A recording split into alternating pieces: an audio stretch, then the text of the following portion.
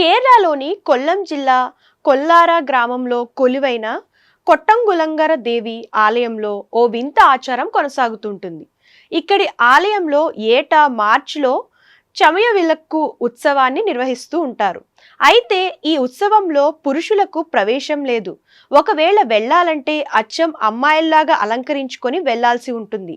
దీంతో పలువురు యువకులు అమ్మాయిలకు ఏమాత్రం తీసిపోనట్లుగా అలంకరించుకొని ఆలయానికి వెళ్తారు.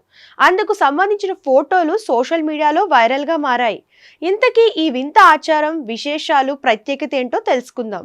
కేరళ నడిబొడ్డున కొల్లం జిల్లా చావరంలోని కొట్టంగులం దేవి ఆలయంలో ఈ వింత ఆచారం కొనసాగుతుంది.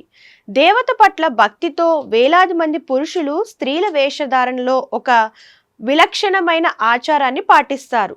కొట్టంకులంగర చామయో విలక్కు అని పిలువబడే ఈ అసాధారణమైన సాంప్రదాయం ఆలయం 18 రోజుల వార్షిక ఉత్సవంలో చివరి 2 రోజుల్లో పాటిస్తారు.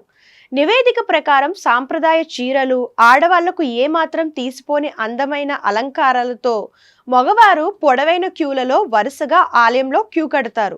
ప్రతి ఒక్కరూ ఒక విలక్షణమైన దీపాన్ని మోసుకొని దేవతకు ప్రార్థనలు చేస్తారు. పురాణాల ప్రకారం ఇలా చేసిన మగవారి అన్ని కోరికలు తప్పక నెరవేరుతాయని ఇక్కడ ప్రజల విశ్వాసం.